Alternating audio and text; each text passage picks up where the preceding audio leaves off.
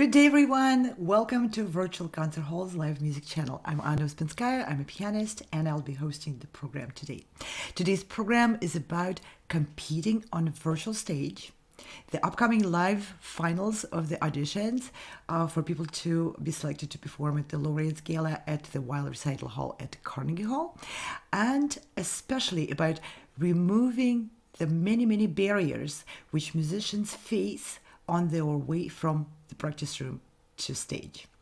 And as always, we are live every day at 12 noon Eastern Standard Time, and we are connecting musicians and the audiences in real-time performances and music news from around the globe.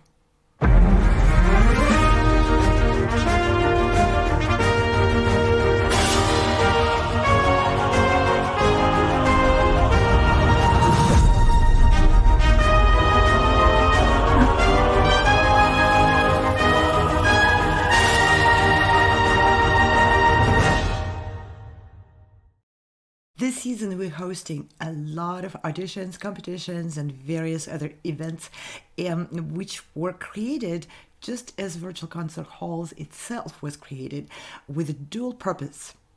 First of all, to help musicians achieve their next goals, and to help music lovers and those who want to discover and enjoy new voices in performing music. The entire 2023-24 season serves those two purposes. We pave a path for musicians so anyone who aspires to be heard can get from their practice room and from their teacher's studio to the stages of their dreams. Be it Carnegie Hall or performing with an orchestra, concert tour, recording and releasing an album, every musician has the next goal they need to achieve. As the old joke goes, how do you get to the Carnegie Hall? Of course, we all know the answer: practice, practice, practice. But it's a very old joke, about 100 years old. But really, how do you get there in the modern performing and music presenting world? Since the inception of Virtual Concert Halls, our large community of professional musicians, educators, music managers, publishers, audio-video specialists, and many others worked tirelessly on removing the barriers and obstacles which musicians have to jump over on their way towards these goals. We haven't removed them all. That's impossible. But we're making progress. So auditions and sound-expressive competitions are held now, as ever, on virtual stage of the Virtual Concert Halls, which is meant to be the trampoline for auditionees and contestants to get where they really want to be.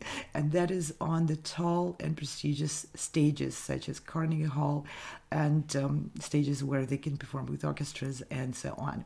So let's see what we have done so far with our promise to remove the barriers between the practice room, teacher's studio, and the stage. Let's go through what those barriers are. Geographical barriers. And those barriers pose huge upfront costs for people who want to audition or compete for all those opportunities. Just imagine going across the world so that you can perform in front of the international panel of judges. You have to take the time off, you have to purchase the tickets, you have to invest in the hotels and all those logistics, time, money. The upfront cost is enormous, and a lot of great musicians simply can't afford it. And on top of it, this is on a remote chance, or maybe not so remote chance, but still it's on the chance that you might win those opportunities. But you don't know. Maybe the judges will send you back after just 10-15 minutes on stage. Let's hear the performance on a virtual stage from the oboist who comes from Japan. She was a contestant in one of the sound-expressive competitions, and she was able to perform live in front of the panel of judges without having to travel from Japan to the United States. Let's hear that performance.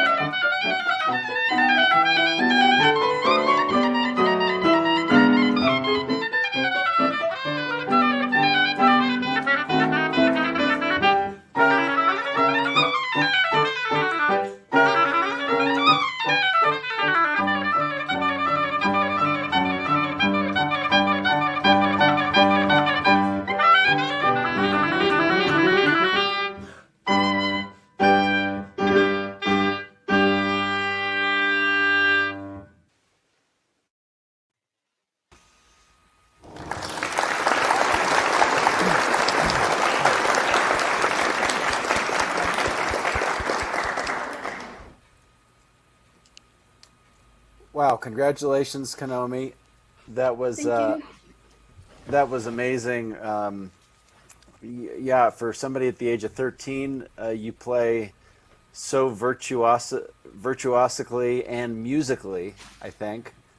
I see all the gestures, I see all the phrases that you're trying to convey. The Donizetti, it's like you're a soprano really bringing that to life, which is amazing. Do you listen to a lot of like bel canto, opera from like that year, like the late 1800s? Do you listen to a lot of that opera, like Lucia de Lammermoor? Or, Not so much. yeah, I would really listen to some of the singers and how they go up like in very fast notes with runs. I know it's very difficult on a double reed instrument, to get these runs. But if you can kind of play through those runs, really almost running to the top of the hill, when you're getting those runs, I think just the fluency, I feel like you'll be able to express the vocal style, which is what you're already wonderful at. But congratulations, and I look forward to seeing you on bigger stages in the future. I'm not saying that I am the Bible of music. This is my point of view. Is if I would be you, I would start playing some Mozart oboe concerto, something simple, and build it up from there. You have all the talent to play those pieces in 5 years. This is what I think. Thank you so much. ありがとうございました。素晴らしかったです。Oh, it was amazing. Bravissimo. Thank you so much, Konomi. I've been hearing so much piano recently. It's wonderful to hear the oboe. So thank you so much for gracing us and coming to us from Japan and playing for us. It's spectacular. Thank you so much.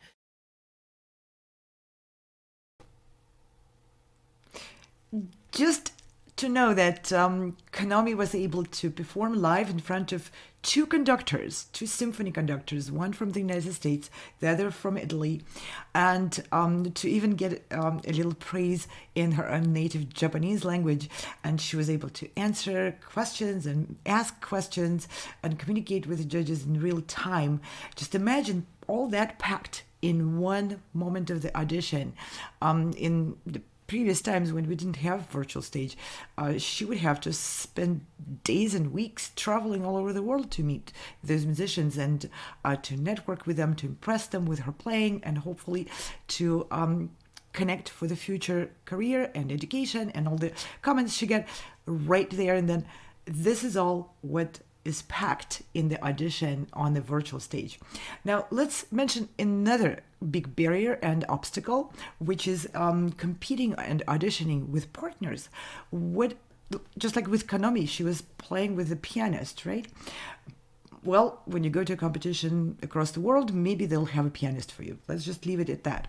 But what if you're competing together with your partners?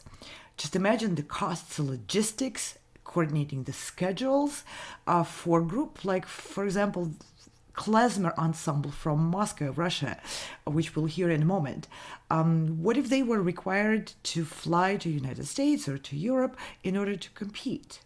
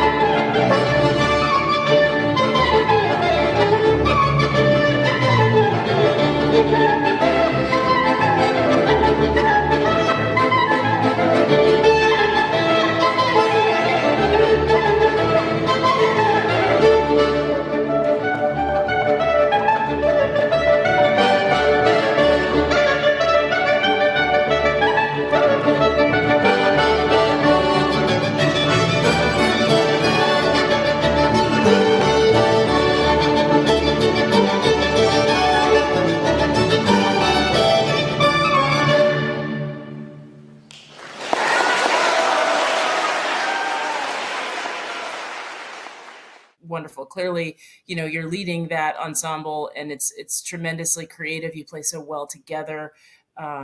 Just the contrast of the ideas and how they come forth. Bravo! I definitely hope to hear more from you and from your ensemble, and I congratulate you on a wonderful performance. And then I just have an idea for you. Clearly you are the leader of the ensemble. And I was wondering, the clarinetist, when you started, you told him to please go down the octave. Yeah. Because, you wanted to enter into that octave, and that would have, not given the depth. And it's interesting. I mean, I do a lot of leading that way. I really love that music, this Ashkenaz music, the spirit, the sadness, and the irony at the same time, going in opposition, and I really like it. I had listened already to your group, and you are really making one together. You must have been playing for a long time. It's really, you really are interconnected. Hi. Unlike the previous judges, I have absolutely no experience of klezmer beyond hearing a little bit of it over time, and I've always enjoyed it. So I was loving your violin playing, basically. I could sit and listen to you all day. It's touching, it's heartwarming, it's soulful, it's poignant. I love the colours you got in the quiet passages where the sound was very intimate, and I felt drawn to that, and I absolutely loved that. I loved it, and I loved the energy and the way it touched my soul. Thank you. All right, so this was a klezmer ensemble of professional musicians from Moscow, Russia, participating in the auditions. Professional musicians means they have jobs. There's 4 of them. Just imagine traveling to a different country with 4 professionals for an audition. You can't even do it in 2 days. You need to take off like a whole week for that. And all the jobs, all the commitments, I don't even want to go there. The logistics of it are, to put in one word, prohibitive.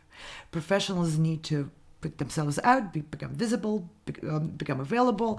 I have to, they have to also continue working their career. It's not only for teenagers. For an ensemble like this, klezmer ensemble from Moscow, participating in those auditions and competitions for opportunities is just prohibitive. And on top of it, in just a short 5 minutes, they were able to hear comments from professional musicians of the highest caliber with international names from the UK, US, Austria, Canada, France, Italy.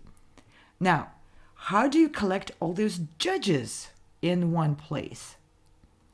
It's enormous. They have to travel too. They have to take off their teaching, their performing careers, and everything they're doing. So if you want to provide this kind of opportunity for contestants to have live feedback, to perform live in front of all those people, you have to basically schlep around dozens and dozens of people from different countries to different places. What kind of budget do you need? Well, the kind which makes it impossible for majority of majorities of organizations to even try to create something like this. Now, that is a challenge and a very big obstacle for anyone who performs in an ensemble, but not only, for all the instrumentalists, singers, and everyone who performs with an accompanist. What are you supposed to do? Bring your collaborative pianist across the world? Upfront costs of that are absolutely prohibitive. And it's not only the money, it's also the time. So that musician needs to take time. And again, so we are working on removing really huge and very costly barriers by creating a virtual stage for everyone to connect in one place in real time. So, next obstacle for pianists. I feel dearly towards pianists as a pianist myself, and I've of course competed in in a lot of competitions at one point or another. And it's not a very well appreciated challenge for pianists. We have to deal with unknown instruments. And we gotta quit complaining about it, because what's the point? You have to deal with it anyway. But an unknown instrument can be a huge barrier, especially for less experienced pianists, those who may be geniuses and phenomenal musicians, but they just haven't gained the experience of walking up on stage to a completely new black beast and being able to command that instrument at their top of the ability. That's a very special training, and it's a very hard one. So what you do, you travel across the world, pianist contestant walks on stage to a completely unfamiliar instrument. We don't know how the pedal works, how tall even it is, how heavy the keyboard is, and what kind of sound it's going to produce under different types of touch. Wonderful. You walk up on that stage fully prepared, all the money paid for all the travel, and things don't go the way you intended. We don't want pianos to work against us and other circumstances. We want those to work for us. Wouldn't it be better for a pianist to compete in the habitual environment, performing on an instrument which they know in and out, so that they can deliver their best? Let's hear from a young pianist in California.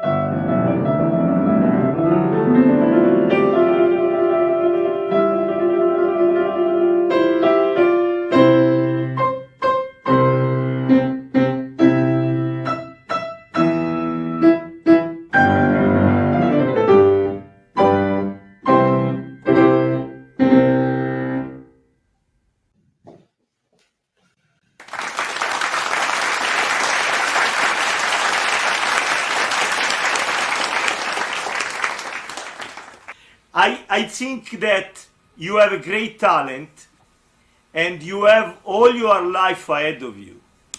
So tell everybody around you that there is plenty of time for you to become a great pianist, because you already are. Great job, Kento. It was so much fun to hear you play. Hey, can I ask you a question? If you were to describe the character of that first movement of Beethoven C major piano concerto you just played, what would a character be? It's like grumpy, happy, bored, Like excited. Which one? Like excited? I think so too. Yeah, I would say also, if you can kind of make us feel that excitement. I can see you're feeling it, but imagine there's like 600 people in the audience and you're trying to get them just as excited as you are. What a wonderful performance. Kenta, I'm so glad to listen you today, and I think it's great achievement what you did today. To play Beethoven and your age, it's really great. Kento, thanks so much for your playing. It's obviously, as my colleague said, this is very impressive.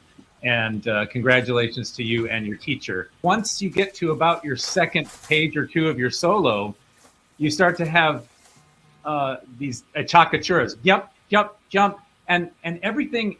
I think Beethoven is signaling to us that there's also, it's very funny, right? There are very few composers who are able to capture humor so effectively. And I think Beethoven and Haydn and Debussy are among the three who really do that at a high level. And so the more that you can feel that, if in fact you do think it's funny, that I think you can bring that out much more at times. For someone so young as Kenta, the opportunity to perform in his teacher's studio with the pianist accompanying him, with whom he played many times, rehearsed many times, and to be able to actually focus on the music, not focusing on, oh, that chair is really not fitting me, oh, this key is sticking out, all this stuff is really distracting. Now, let's see what the comments are saying. We welcome all ages. Let's see. It makes me so happy that the judges can contribute to performers' education and development, and that there are live interactions. Exactly.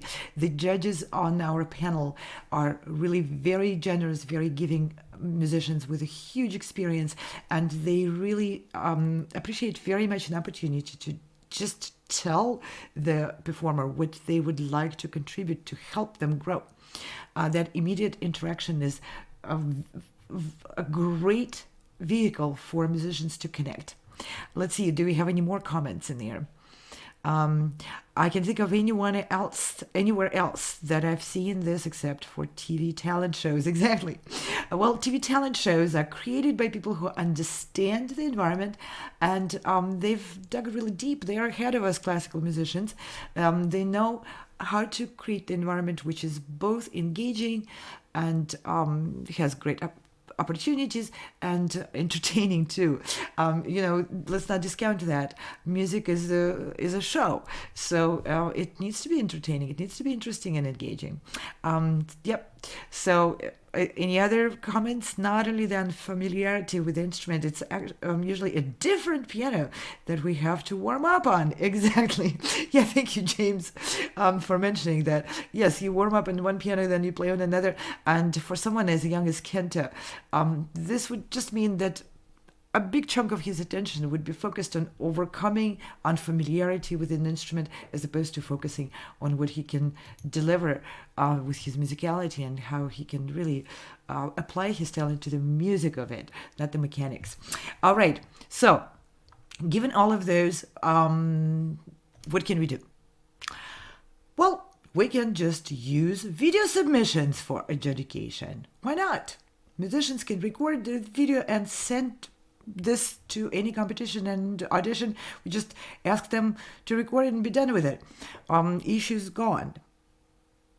Not so fast. Did I mention before that we continuously work with highest level professionals across related fields and disciplines? That we work with educators, performers, audio video specialists, managers, presenters, publishers, many people from all those related fields. Well, there are a lot of problems with eliminating completely the live performance from competitions or auditions formats and adjudicating performances purely based on submitted video recordings. Complaints come from every side. Let me just list the complaints, even without going into very complicated details. Contestants complain about their videos being adjudicated instead of their live performances. Why? Okay, let's list the problems. Uneven quality of videos. Some videos come from high-level professional studios, while other musicians can't afford them. Contestants rightfully complained that adjudicating videos creates unavoidable favoritism towards people who have more money. It's the same thing, just a flip coin of requiring people to travel across the world for an in-person competition. Whoever has more money can hire a better studio and a better space and record a better video. Now, contestants also complained that if it's adjudication based on the video, they send the video and then they wait forever, and they don't even know how much they need to wait for the results. Especially, everyone is looking for the results in terms of judges' comments. So the judges' comments often come very late, but even more so, they seem very generic. And they don't come as useful for people's further progress. Every time you compete, let's say, of course you compete for the prizes. Let's say you don't win the prize. You want to know why. let's say you do win a prize, you still want to know why. So there's no way to ask why. Why did I win, or why didn't I win? And what can I do better next time? You get the generic comments, which obviously, they're not in the moment. And the judges are not able to give them in the moment. They have to watch those videos. They have a list of videos. They watch them, and so forth. It's a process which is very detached and remote from the live performance. And I can understand, when you adjudicate videos for a project like a video recording or filming or studio recording, that's different. But you're adjudicating those videos for the purpose of inviting people to perform live. This is very remote and unrelated. Adjudicators complain, rightfully.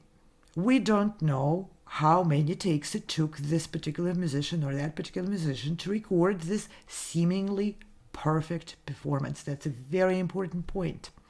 When people compete for an opportunity to perform, adjudicators get a video. The first question they ask, was that video recorded during a live performance at a concert with audience in there?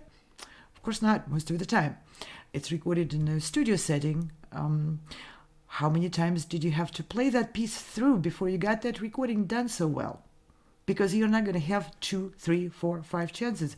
You're going to have one chance, which is difficult, but also very, very beautiful. Because in that one chance of a performance, an artist puts it all. In the recording, I've recorded a lot. It's very hard to put it all in every take. You do 20 takes, 30 takes, 10 takes, even 3. It's very hard to perform each one of those 3 takes as though you're on stage. Yeah, we work on that. And we try to achieve that as much as possible. But it's trying to achieve, again, working against the barrier. And another question, of course, which every adjudicator has, and with the advent of a lot of new editing tools and so forth, they rightfully say that we don't know how the musician will perform under pressure of a live concert. We just don't know. We can't know that because this was done in the recording studio. Conductors. Now, if you want to play with the orchestra, you need to audition in front of the conductors, because conductors are the ones who know what is going to work for the season, what is going to work with their ensemble. Obviously, conductors complain. We need to know how the performer will play with the orchestra in real time. Okay, if you're playing solo and you made a mistake, you can still thumble around and get out of the problem. But if you make a mistake with the orchestra, good luck with that. It's 100 people who need to somehow play together. It's a completely different beast. And there's so many other details which conductors need to really see in the moment of your performance before they can say, come on, let's play together Beethoven Concerto with my orchestra. Managers and concert organizers. We hear a lot of complaints from them as well. They need to decide whether or not they can or want and see that's a good fit to work with this musician on the next steps. Let's say maybe signing them on for their presentation, or maybe taking them on a tour, or maybe giving a scholarship for the program where they can, expand and grow their ability to be musicians and perform. But managers and concert organizers need to know that they, or at least get a sense that they can work with you as an artist and as a person, because they're looking at a somewhat longer term of relationship with you. They need to get a sense of personality, which doesn't come through on the video as well as it does in a live performance. Especially on a virtual stage which we created, there's an opportunity to interact. Let's say a manager is looking for to give an opportunity to go on a week tour, only a week. Still, a week can be really unpleasant if the personalities don't match, and it can be extraordinarily wonderful if the personalities do match. concert presenters and organizers they complain that they can't gauge whether or not they have a good chance to create a good chemistry working with a musician before they have to announce the awards based on the video. That makes it, again, very remote and very difficult to assess. And now everyone complains about this aspect of videos. There is no way to tell, especially with the new AI tools and other tools and all this technology ever going at 90 miles an hour forward, there's no way to tell if the recording is recent. Maybe it's from 10 years ago. And since then you didn't practice that well. Or, even more importantly, there's no way to tell if the recording was not altered and unedited. And those suspicions are very difficult for contestants to accept either, because contestants rightfully complain that they absolutely hate to be a perpetual subject of the suspicions of dishonesty. Yes, I recorded this in one take. I did not put any amplification. I did not change any levels on my recording. I did not do anything. I did not put any reverb. I did it completely honestly. Why are you suspecting me of that? Well, because it's not a live performance. It's a recording. It's a fertile field for a lot of tension, which is very unnecessary. Just play live. Simple. So our solution is virtual stage. What is virtual stage? It solves a lot of, not all, but a lot of problems.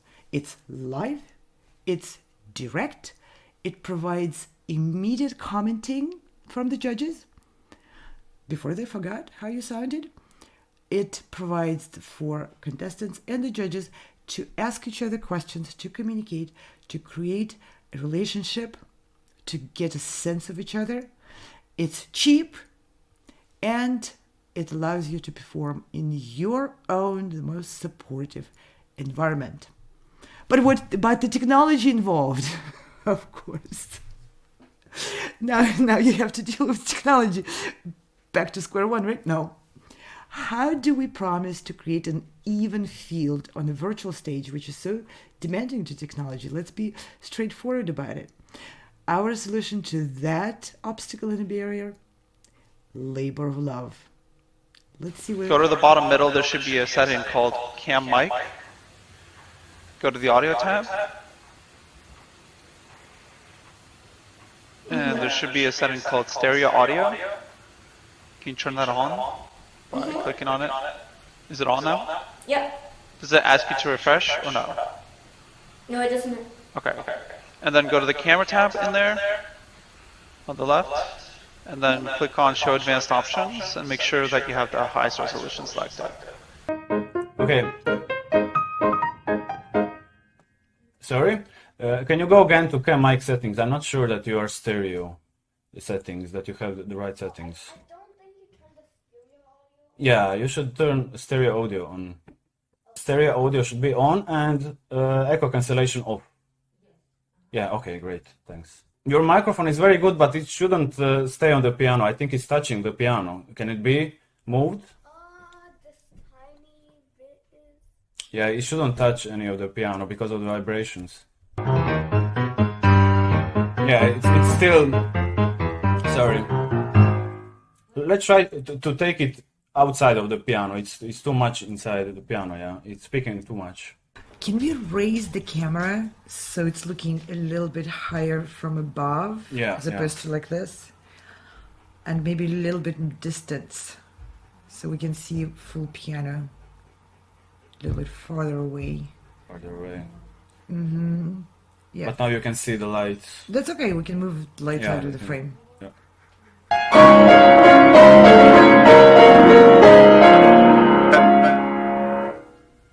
Yeah, so mic's getting overloaded a bit. What kind of mic are you using? A USB mic. Does it have a gain on it? No, it just has like a mute on it. Now I can adjust the slider on my end. Yeah, the slider on StreamYard isn't what I'm looking for. I'm looking for the gain of the mic, so you would have to go to the computer settings for that. It'll be audio settings. Yeah, on the sound. And then when you get there, there will be a tab, input and output tabs. Yeah. And you want to go to the input, and then So I want the volume slider on there, you want to lower like by, I don't know, 30%. Maybe.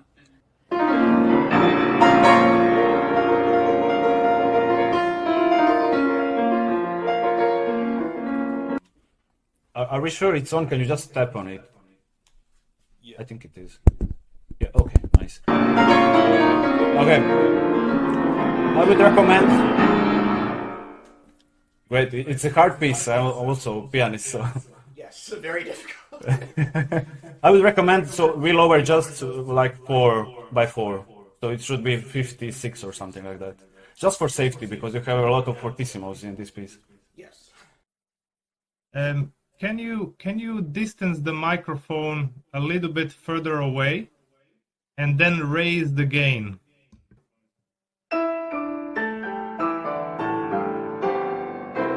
Perfect. Okay, let's keep it like that. That's nice. Yes, labor of love coming from the show producers and directors and audio and video engineers and broadcast designers. Our team is the key to creating the even field. Before you step on the virtual stage, you get a full A to Z complete checkup of everything you have prepared in terms of your tech, through the ears of the same people who will tech check everyone else. And these people are professional musicians. No more uneven field. Some engineer thinks that, another engineer thinks that this, and everybody sounds with a different setup. No, we create an even field by putting forward enormous effort by the same people who will do the background, the tech checks and work on the background through every audition sessions. Now, I want to just tell we have so many stories. Through 4 years of running the virtual stage on the virtual concert halls, we produced those programs for thousands of musicians. It's enormous. One story comes to my mind. There was this Armenian singer, and she's phenomenal. You'll hear her in a second. And her tech just would not work. Just would not work up to the level where our directors wanted it to be. Now, virtual stage allows some flexibility. She was scheduled to perform at, let's say, 4 o'clock. And it's already 3:30 and her tech is not working. She's in the virtual green room and several people are working with her and it's just not working. Okay. On the virtual stage, within parameters of the virtual concert halls, we were able to inform the judges that she's going to perform, but a little bit later, which gave her support group, her friends, and to go out to the nearby store and get a suitable microphone. So they came back, and it's not very expensive, $120. She was able to afford it. Not as expensive as flying across the world again, right? So they brought the microphone and they were able to install together with our support group. Everything was finally done and she was able to perform live like nothing happened on the stage with the best setup possible, and she went on winning a lot of awards in the competition. Let's hear Osmic's performance.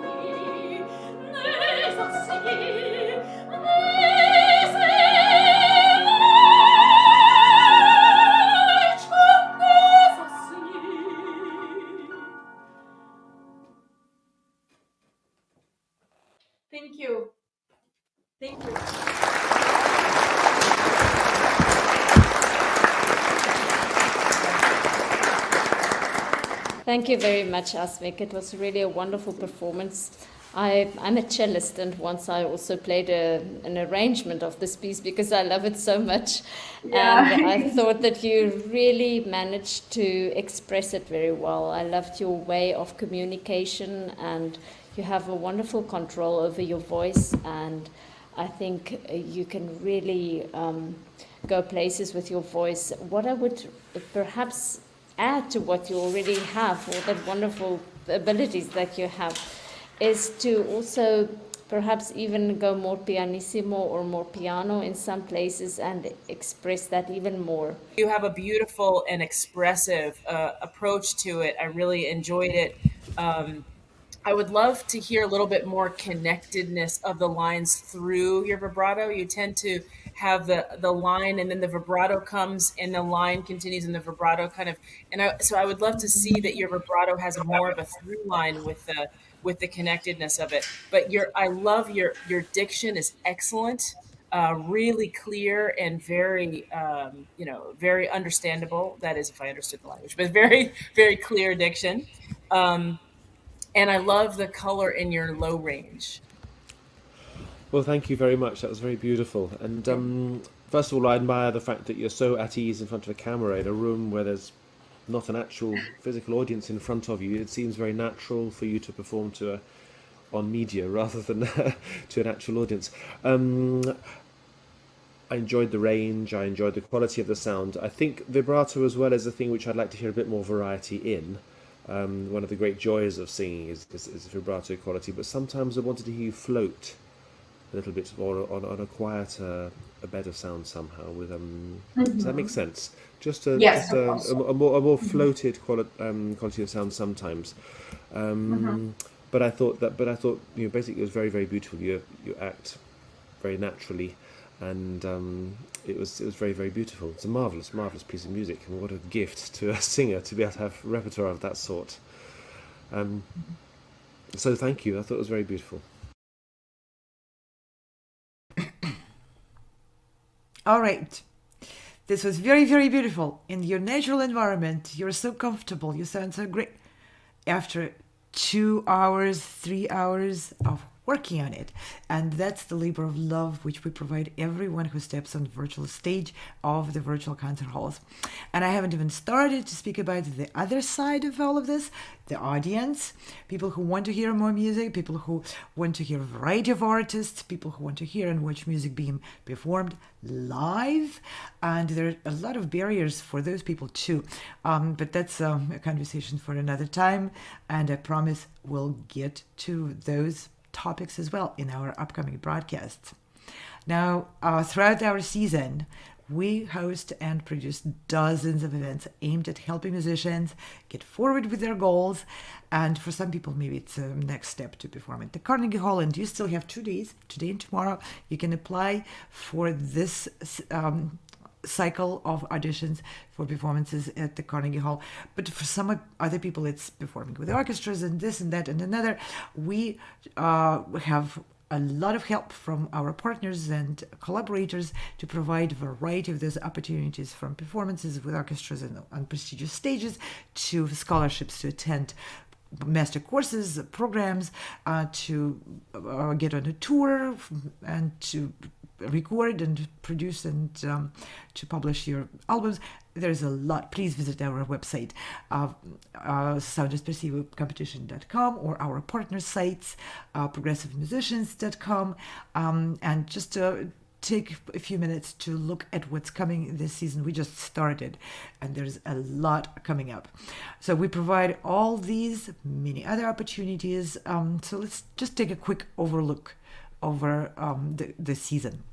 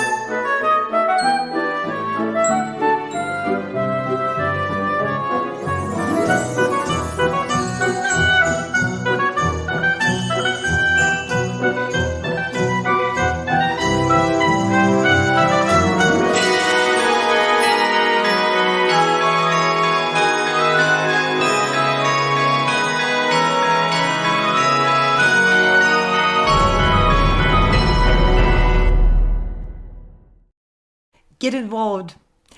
Come and join us, join our mission and our vision, our all-inclusive programs and projects. We welcome participants of all ages, from student to professional, of all instruments, voice, all nationalities, ensembles, all orientations. It's all inclusive, and all the differences which may be dividing people in other fields, they have no place in music. What music does best is connects and unites people. So just one more mention. Tomorrow and today, you still can apply and join us, our community, for the Carnegie Hall Gala auditions. But if you miss this deadline, don't worry about it. There's more coming up, different programs, and a lot of awards. You can become eligible to win those awards by participating in any one of our events. And if you're a manager, concert presenter, director of the orchestra, publisher, anything related to music and performing arts, get in touch with us. Get involved. See if we can do something together. Let's support each other and create more projects which open up doors and opportunities for artists and musicians from around the world. And once again, today and tomorrow, you still can apply to perform on the stage of the Carnegie Hall at the upcoming gala on November 21st. Hey, check this out. I know you have always dreamed of performing in Carnegie Hall. So I think this 2023 to 2024 season at Sound Espressivo will be perfect for you. As a platform, we host live online auditions so you can share your music with the entire world. Then we send you to incredible in-person venues like Carnegie Hall so you can perform solo, as a duo, as an ensemble, and with orchestra. This year we have a total of 4 gala events at Carnegie Hall, as well as 4 different opportunities to perform with orchestras in the US, in the Czech Republic, and even in Egypt. We want to help you fulfill your musical dreams. Go to soundespressivocompetition.com to check out our season and to apply. Yes, check us out, apply, or just get in touch, get involved. Send us a message, leave a comment. We are always open to get in touch and send you a message back. Communicate. Let's communicate. Let's find what we can do together. And we are on every major platform. You can find us on Instagram, on YouTube, on LinkedIn, on Vimeo, on Facebook, and many other platforms, and on platforms of our partners too. So we are there and we are present. We communicate. And thank you so much, all of the supporters, all of the organizations from around the world, from every continent, which are joining us and adding their energy and their resources to our movement forward, helping provide more opportunities, more live music, more connection with the audience, just more arts, more peace, and more love.